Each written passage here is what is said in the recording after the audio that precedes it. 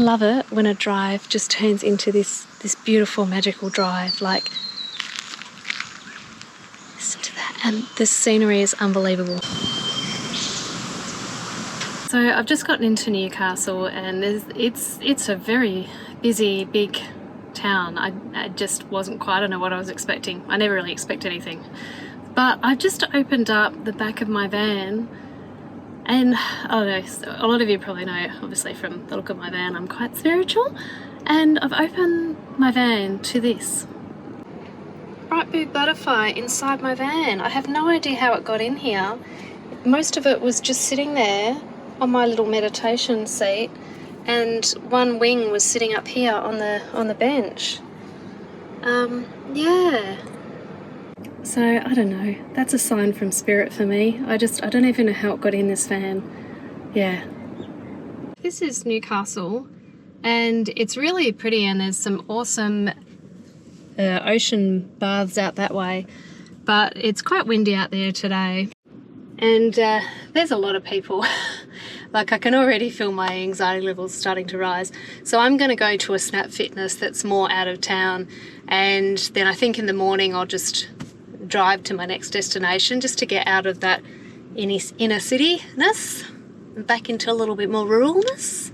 Yeah, and then we'll just try and push through to the other side of Sydney over the weekend.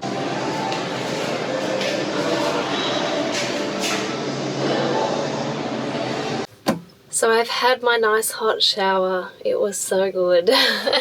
I'm still parked up out the front of Snap Fitness, and it's actually a shopping centre car park, so I'm not sure I'll stay here tonight because I prefer to be more like residentially, so I might just go and park in a side street somewhere. And in the morning I will just go and just drive a few minutes. I like to ease my way into the days. I'm quite tired today. I did about 2.5 hours driving, and it really just gets to you when you've, been doing physical exercise as well, or working all day. Like, driving's just mentally draining. So I think I'm still going to have to do about 2.5 to 3 hours tomorrow, because I've tried to look and see if I can go around Sydney, but I think I'm just going to have to just through the guts. So I'm sure it'll be fine. I'll just play my, calming music. And I'm hoping maybe it won't be as much traffic because it's the weekend, who knows.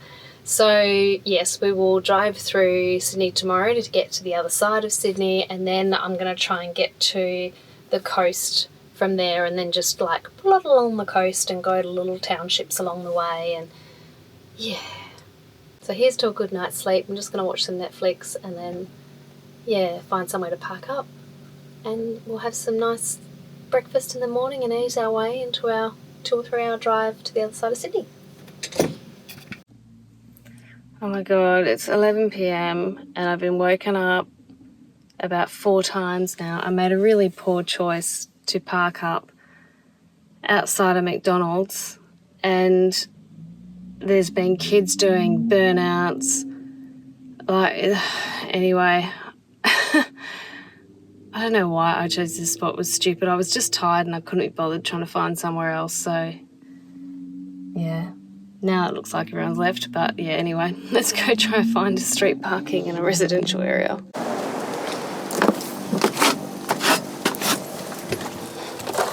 Well, after one of the worst night's sleeps I've had in a really long time, and it was my own fault. Like, usually I only go to like a McDonald's car park if I'm desperate, and I probably could have stayed out the front of the Snap Fitness, but because it was really like shopping centre, I thought, oh, security, and I didn't want to be bothered in the middle of the night.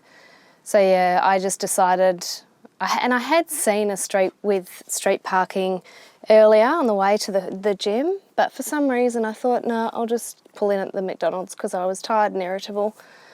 And there was like, it was, I don't know whether it was like firecrackers going off every half an hour or something. I don't know what it was, kids being kids, but I couldn't get to sleep because of all the noise and the hoo-ha and the burnouts.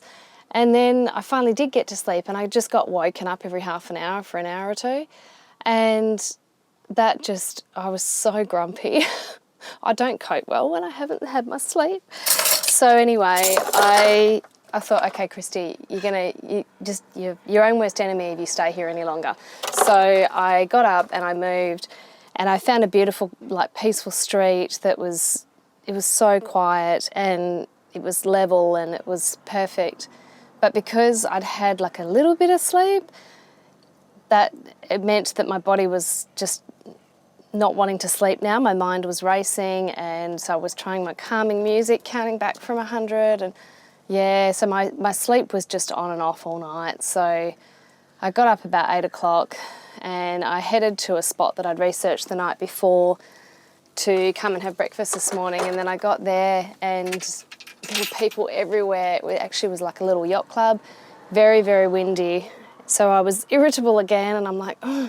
So I always look for the closest public toilet that's by water, because that, you know, the toilet's probably the one thing I really do need.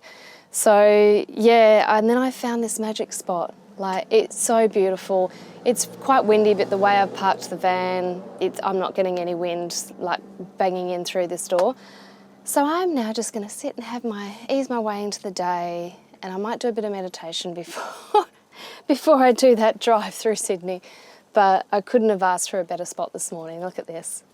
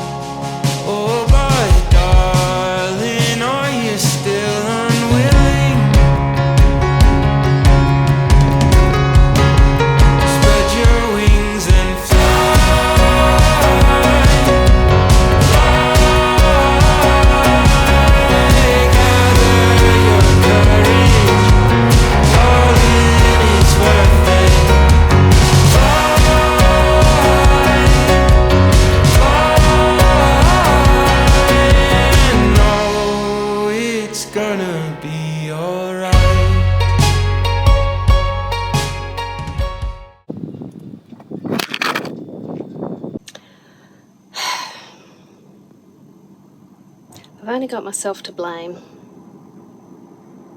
I want to cry. This Osmo Pocket 3 cost me about $800, and it's been amazing and I love it. But I don't have a proper tripod for it, because you need space to have a proper tripod in a van. So I have a stick with a little mini tripod on the bottom of it, which is not very stable, and it's quite windy out there today, and I was just filming myself closing the back of the van up. It's just money, Christy, it's just money. The wind has blown it over, and look at the screen now. I can't even turn it off. So yeah, bugger.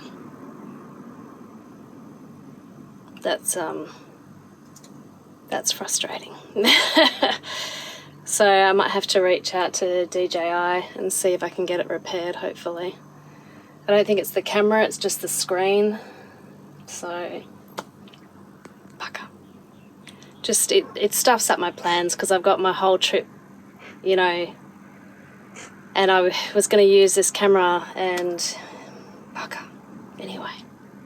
Okay, so I just rang the DJI repair stores, and I can drop it off at a Sydney store, and then they'll post it down to Victoria for repair, and then I can pick it up from Victoria on my way down. So unfortunately I won't have it for a portion of my trip, but hopefully the repair won't cost too much, you know, less than the $800 to buy it. I'm really frustrated with myself. Anyway, what are you going to do? It's good that they're assisting me. So we are going to have to go into Sydney Centre to drop it off at one of the stores. So yes, let's go and do that. You don't have room to grow. Each day's an open door. Are you up for seeing where it goes?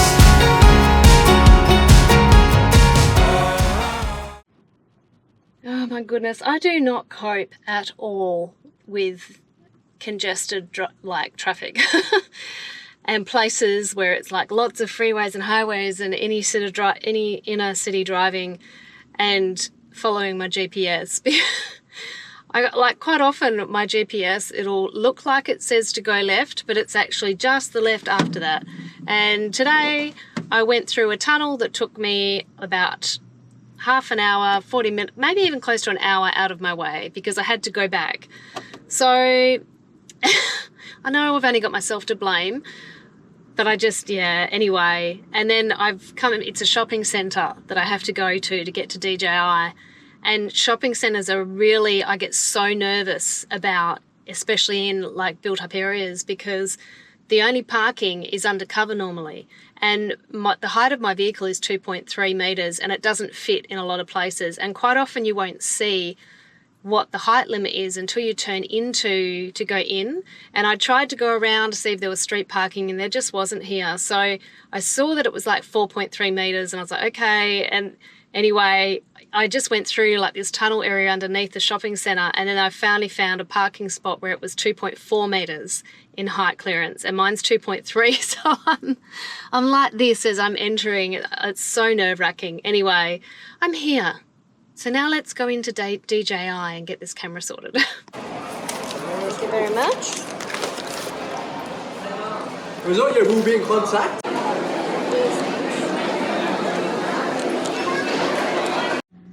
Oh my goodness. That was extremely stressful for me.